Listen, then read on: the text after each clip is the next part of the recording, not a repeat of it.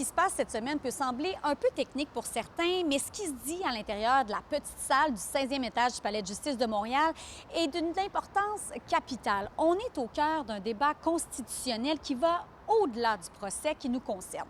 Ce qui se passe, c'est que les avocats de Gilbert Rozon contestent 2 articles de loi. Le premier concerne notamment les mythes et stéréotypes qui a été adopté en décembre 2024, soit quelques jours à peine avant le début du procès de Gilbert Rozon. Le second concerne les délais de prescription.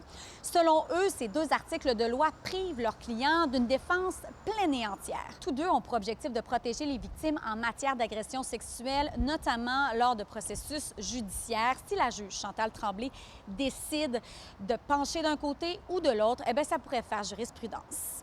Donc, les 2 lois qui sont contestées par M. Rozon s'appliquent à toutes les demandes qui ont été ou seront introduites par des personnes victimes de violences à caractère sexuel. Pour ce qui est du délai de prescription, dans d'autres dossiers, il y a déjà eu des demandes d'en contester la constitutionnalité, mais c'est des dossiers qui ne sont pas encore rendus à procès. Et puis, la décision qui va être rendue par la juge Tremblay et potentiellement par la Cour d'appel, si c'est porté en appel, vont s'appliquer à tous ces autres dossiers-là. Donc, effectivement, la portée dépasse largement le cas de M. Rozon. Aujourd'hui, la défense a appelé à la barre Marc Ouimet, spécialiste en méthode de recherche et d'analyse statistique, notamment en matière de pénalité de violence et de délinquance.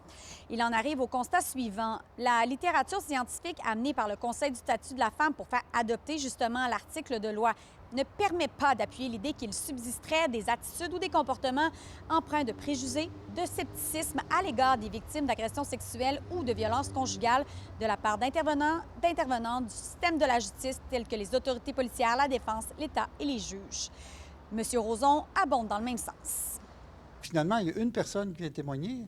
Elle dit qu'il n'y a pas vraiment d'études, sauf un travail de recherche subventionné par le gouvernement et puis un sondage léger. Sérieux? Sérieux pour changer le Code civil? Or, le procureur général du Québec est mêlé au dossier, ce qui est loin d'être la norme dans des cas comme celui-ci, comme des procès civils. Il vient défendre la validité de ces articles de loi. Il a mandaté Karine Barry, une spécialiste en violences sexuelles. C'est elle qui est venue témoigner hier toute la journée. D'ici la fin de la semaine, tous les témoins seront entendus. À Montréal, Marie Cassimard pour Nouveau Info.